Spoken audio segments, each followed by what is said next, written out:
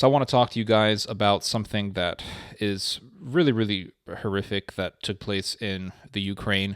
There were neo-Nazis a number of years ago who actually kidnapped civilians and sexually tortured them and murdered them.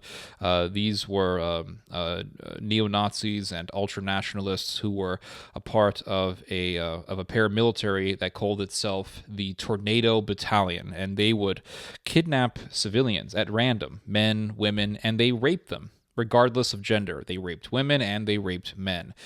They would take men and they would actually force them to rape each other. In one instance, they took 3 men and they forced 2 of them to rape the other. And they would film these rapes as if they were like pornographic films. They would assign roles to the victims. They would say, okay, this guy pissed you off somehow. Now you're going to rape him. And these people were just utter sadists. They were found guilty of rape, of torture, of murder, and they were sentenced to prison. But just last year, the Ukrainian government released them. Yes, the Ukrainian government released them, and it really goes to show you how corrupt and evil this country is. So there's an article here. It's from the Kiev Post, and it says here that the Shevchenkovsky District Court of Kiev released from custody one of the suspects in the kidnapping and cruel torture, Danil Liashuk. Now, this Liashuk guy, he converted to Islam, so he calls himself Danil Liashuk al-Takbir. He also calls himself Mujahid, as in Mujahideen, as in a Muslim Islamist warrior. And this was one of the guys who, one of the sadists who would sexually torture the victims of the Tornado Battalion. And there's also an article here. It's from the Gazeta. And it says here, torture and rape, tornado fighters go free in Ukraine. And it says here, a court in Kiev has decided to place under house arrest 4 ex-fighters of the Ukrainian battalion Tornado, accused of murder, rape, torture, and robbery in the Donbass. Former militants are released thanks to the Savchenko law, repealed almost 4 years ago, and an unexpected leniency of the court, the media has stated. And this is originally... This article was originally in Russian, but thanks to Google Translate, we have a rough translation of it. And it talks a little bit about their crimes in this article. And it says here that they were involved in numerous mass robberies. They were involved in violence, torture. And it was really, really horrific. They had their own torture chamber, which was literally the basement of a school. And in the Wikipedia article on these guys, on this battalion, it's from the Russian Wikipedia, but it's still Wikipedia nonetheless. There's a whole article on them, and it says here that that the Tornado Battalion set up a torture chamber in the basement of a school in Lysychansk, where they raped and tortured the local civilian population, including minors and persons of retirement age. So they were literally raping elderly people. It really goes without saying that this was just diabolical.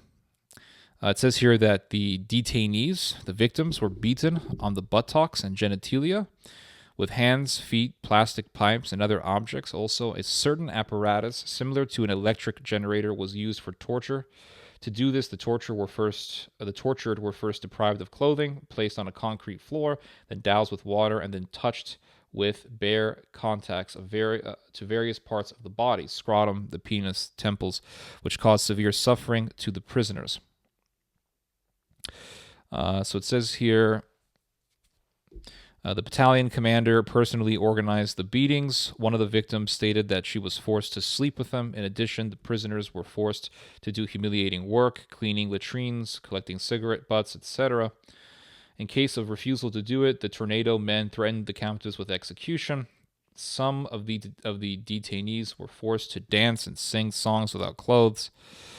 And then it says here, one of the Tornado, under the threat of murder, forced the detainee to suck and lick a plastic tube, imitating the physiological characteristics of oral intercourse. Another was forced into similar actions under the threat of a stun gun. Many prisoners were forced to rape each other in anal and oral ways, recording these scenes on video. Now, of course, the perpetrators of these crimes denied that any of this happened, but they would actually film it. Yes, they would actually film it, and the video supposedly has not been found. Leashuk, one of the main sadists behind these evils, said that his phone broke. He said that he dropped his phone somewhere and it broke or something like that. But an ex-member of this battalion actually came forth with an audio recording of an actual session of sexual torture in which three civilians were forced to rape each other. So they forced two of the men to rape the other, and this ex-battalion member had an audio recording. He gave it to the investigation. He also said that there was indeed a video, and that half of the battalion had watched this video, and the members of this battalion actually would look at these things with glee, and they took pleasure in watching people being raped.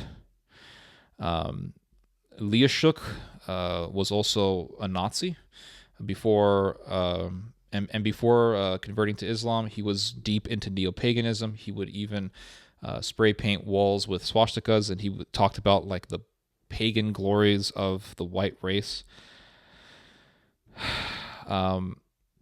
There's a lot of information out there on this battalion.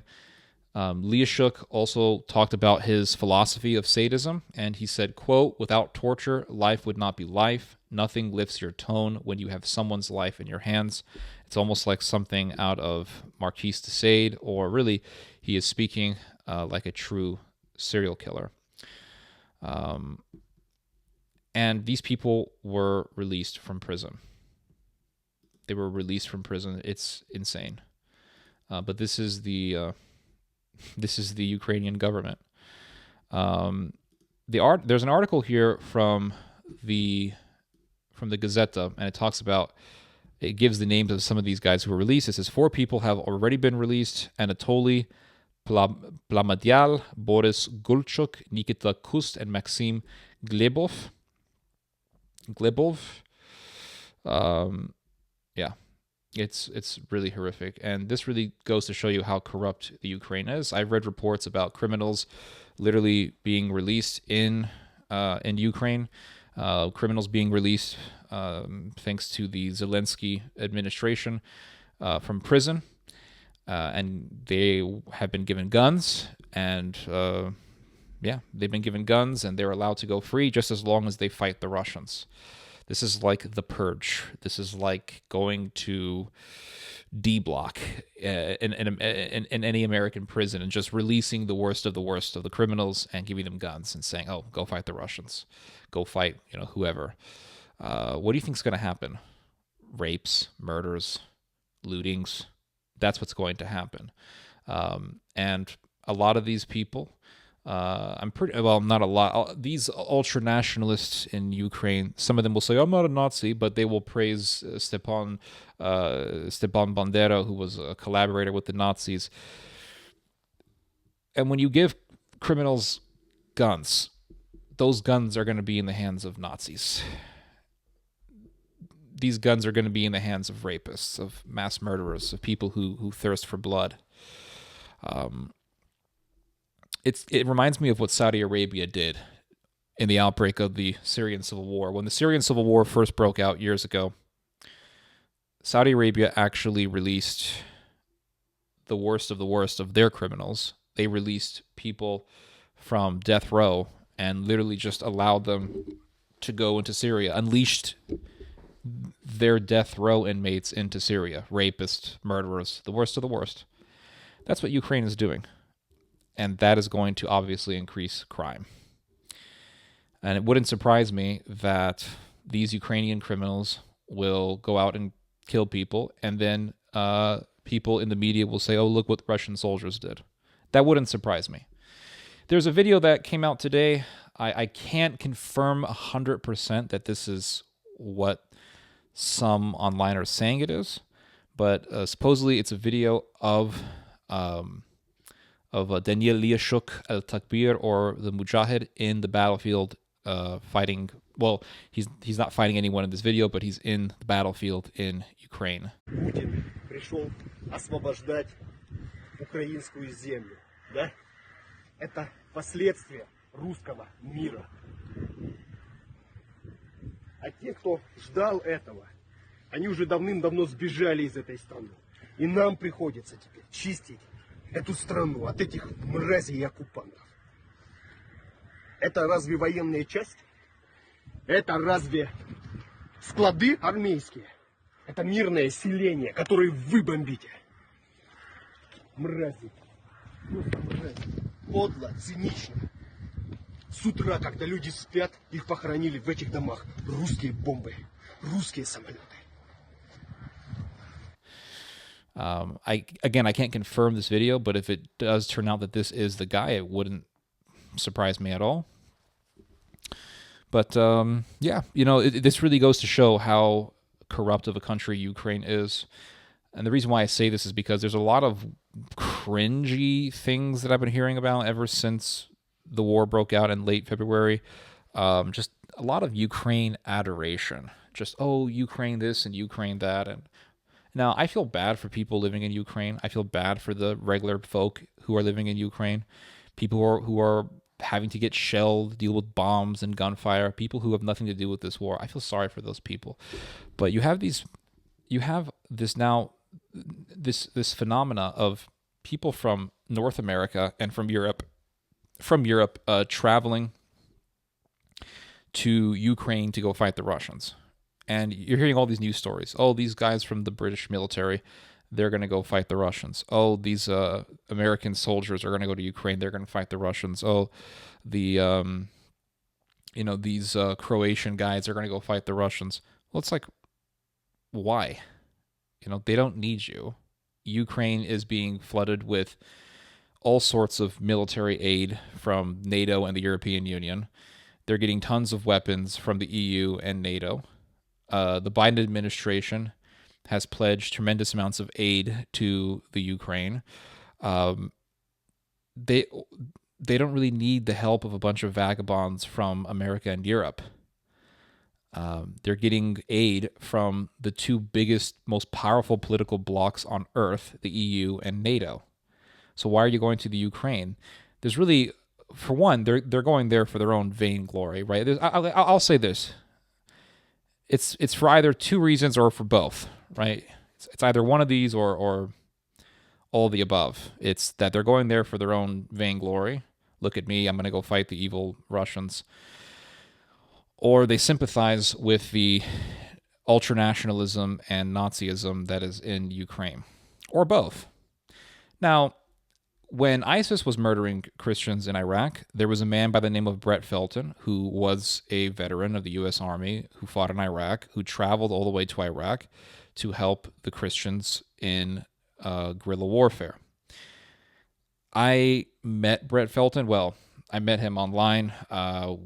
I interviewed him. I spoke with him for hours. I did an interview. I interviewed him. I did a documentary about him. And I will definitely tell you that that Brett Felton was very sincere in what he did, and he had righteous motives to help those people.